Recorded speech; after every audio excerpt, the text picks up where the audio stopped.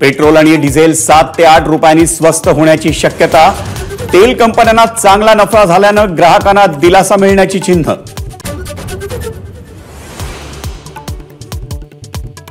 शिवडी न्हावा सेवा प्रकल्पाचं 12 जानेवारीला लोकार्पण होण्याची शक्यता, तर पंतप्रधानांची वेळ मिळवण्याचा राज्य सरकारचा प्रयत्न।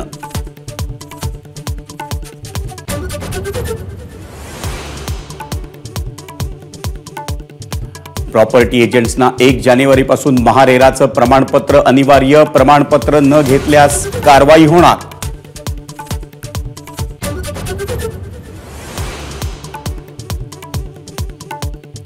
उद्योगपती गौतम अदानींनी घेतली शरद पवारांची भेट, सिल्वर ओकवर तब्बल 1 तास चर्चा।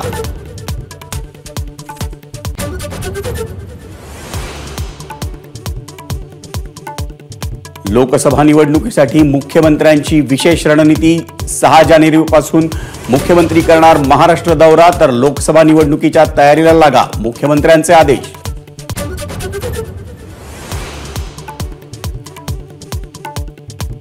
राज ठाकरे आणि मुख्यमंत्री एकनाथ शिंदेंची वर्षा बंगल्यावर भेट, मराठी पाट्या, टोलचा मुद्दा, धारावी पुनर्विकास या विषयांवर चर्चा झाल्याची माहिती।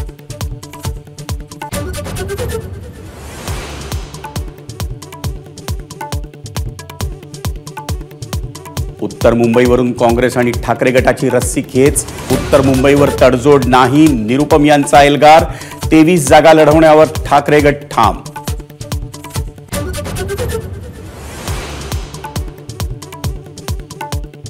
प्रत्येकी 12 जागा लढवण्याचा वंचित आघाडीचा मवियाला प्रस्ताव, ठाकरे शरद पवार खरगेंना पत्र पाठवून सांगितला जागा वाटपाचा फॉर्म्युला।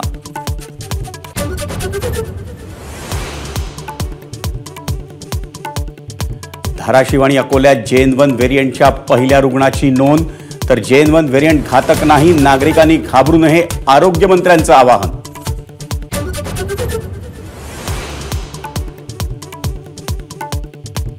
कतारमध्ये भारतीय नौदलाच्या माजी अधिकाऱ्यांची फाशी रद्द होऊन तुरुंगवासात रूपांतर, दूतावासातील अधिकारी कतार सरकारच्या संपर्कात।